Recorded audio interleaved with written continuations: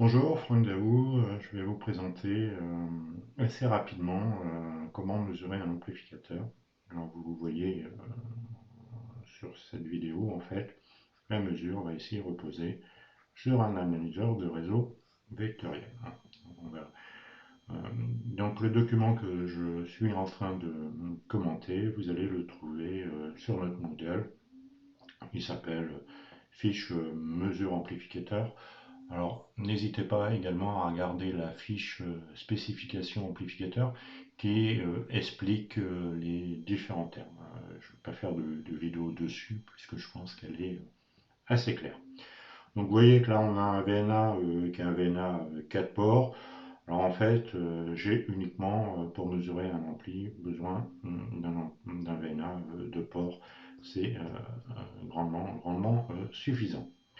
Alors il y a une attention particulière, je vais commencer à l'évoquer ici, c'est la puissance euh, max du VNA sur le port numéro 2. Donc là, faites attention là euh, à cette puissance max. Il faut forcément aller voir les docs du VNA. Ne vous attendez pas à des puissances exceptionnelles. De mémoire, sur ces appareils, c'est entre 5 à 10 dBm. Alors vous voyez que typiquement, si votre point de compression ici est de 10 dBm et que votre VNA n'accepte ici que 5 dBm, et ben en fait ça ne va pas le faire. Donc la solution, il y a deux solutions, soit de ne pas se mettre au point de compression, mais ce n'est pas forcément la plus mauvaise des solutions, donc de limiter cette sortie à 5 dBm, c'est-à-dire ici de manager la puissance d'entrée pour avoir en sortie que 5 dBm, ça veut dire que vous connaissez le gain, vous avez une idée du gain, vous mettez une petite marge. Euh, L'autre solution, ben, ça va être de rajouter ici en fait un atténuateur et de rentrer cet atténuateur dans la calibration, puisque la calibration, le plan de mesure, ça va être ici. Donc en fait, soit vous utilisez un cordon à l'entrée et un cordon à la sortie. Donc on va mettre les étalons au bout du cordon d'entrée et à l'entrée du cordon de sortie. Mais je pense que vous avez l'habitude de faire ces différentes démarches. Alors, vous verrez, hein, je ne vais pas tout détailler. Là, je vous explique, et c'est assez précis. Donc, bah, vous avez une procédure à suivre. C'est peut-être le TP le plus facile à faire en prenant la précaution que je vous ai évoquée, c'est-à-dire de ne pas venir saturer le port 2 du VNA, voire le mettre en danger. Bon, il y a une petite explication pourquoi c'est important euh, de mesurer le gain. Vous voyez, là je le redis, faites attention à la puissance de sortie de l'amplificateur. Et là, alors je crois que c'est une doc Keysight, c'est typiquement de rajouter, si vous n'êtes pas sûr, un atténuateur et de le prendre en compte. L'autre solution, comme je vous l'ai dit, typiquement, si P du port 2 max, c'est par exemple 5 dBm, bah, qu'est-ce que vous allez faire? Bah, vous allez calculer la puissance du port 1 de telle façon à avoir d'être en dessous de 5 dBm. Donc en dessous de 5 dBm, bah, on va supposer qu'ici le système a un gain de 20 dB. Donc en fait, ça veut dire en fait qu'il faudrait que je mette au minimum, au maximum plus exactement, euh, moins 15 dBm sur le port 1. Je mets un peu de marge et raisonnablement, la valeur que je vais retenir, c'est moins 18 dBm. Ça, je suis certain de ne pas abîmer le port 2 de mon VNA. Et puis l'autre élément positif, c'est que je sais que je reste inférieur au niveau de la sortie au point de compression. Parce que si je mets moins 18 dBm avec un gain de 20, j'arrive brillamment à 2 dBm en sortie. Et je sais que sur l'ampli que vous allez utiliser, le point de compression doit être autour de 10 dBm. Donc je reste en zone linéaire. Rappelez-vous, c'est ce que je vous ai dit sur la vidéo précédente, euh, c'est pas idiot de vous mettre 10 dB inférieur par rapport au point de compression de votre ampli. Et ça vous donne le point, la puissance de sortie de votre ampli. Avec le gain, vous êtes capable de calculer la puissance d'entrée de votre ampli. Donc, vous voyez là, est-ce que j'ai besoin vraiment dans le test que j'ai à faire avec le type d'ampli que j'ai, moi, est-ce que j'ai vraiment besoin de rajouter un atténuateur? Sûrement pas. Ça serait pas vrai si j'avais typiquement un amplificateur dont le point de compression serait à 10 watts ou même à 1 watt. Là, j'aurais une nécessité de mettre un atténuateur et comme je vous le disais, l'atténuateur, je le rentre dans ma calibration, c'est-à-dire en fait que je fais ma cale avec les cordons et l'atténuateur euh, qui est pris en compte. Alors vous voyez que là c'est relativement détaillé, hein, vous avez différentes étapes. À un point aussi important, ce que conseille Keysight, c'est de pas mettre de cordon et de relier directement l'ampli sur le port 1. Bon, ça c'est vrai lorsqu'on veut faire des mesures de précision et qu'on est sûr de ne pas endommager le port 1 de l'amplificateur.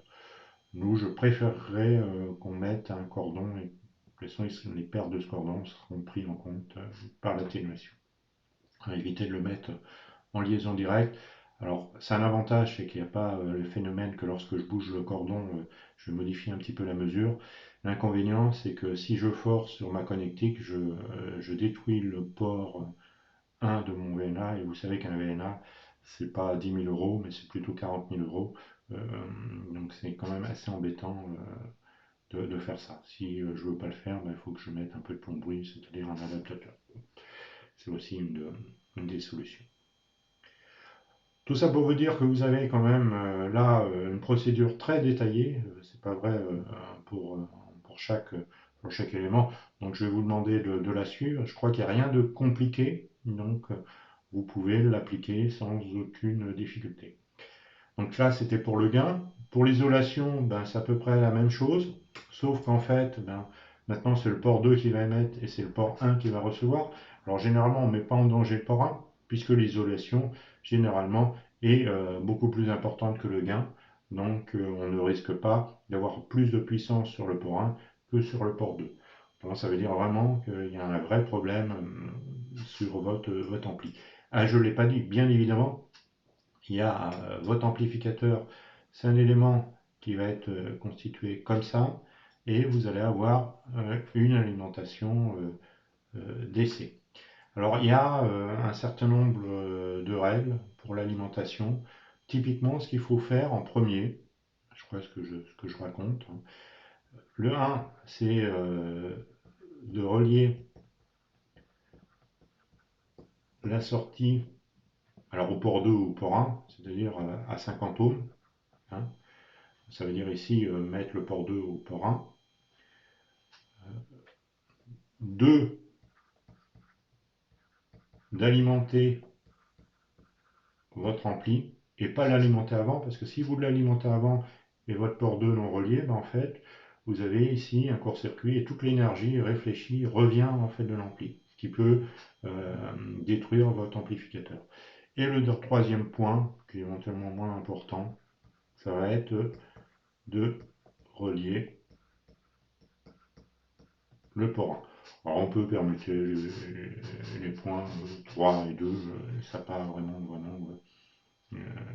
d'importance. Alors là, la démarche que je vous ai fait en disant que là c'était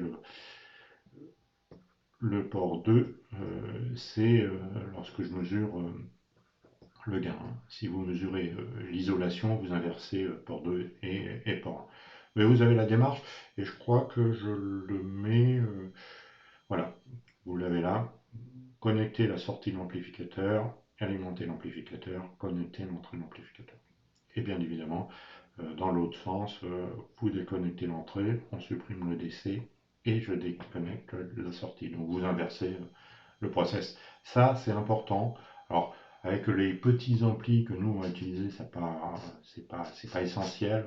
On n'était pas vraiment en danger l'amplificateur, quoique à force de plusieurs utilisations, il est clair que cela ne va pas l'arranger. Mais prenez l'habitude de respecter cette démarche. Donc on a vu comment mesurer le gain, on a vu euh, comment mesurer l'isolation. Alors vous voyez que si vous n'avez pas d'atténuateur, en fait c'est exactement le même montage. Alors ça veut dire bien évidemment qu'il faut faire une calibration, et ça, je crois que vous l'avez bien compris, full port. Hein, la difficulté pour mesurer un ampli, et j'insiste là-dessus, c'est la puissance d'entrée, de calculer la puissance d'entrée, excusez-moi, d'entrée, pour deux raisons, pour protéger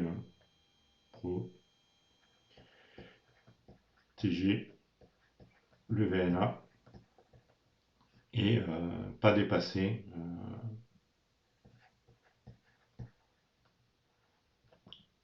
c'est pas, hein, pas dépasser le point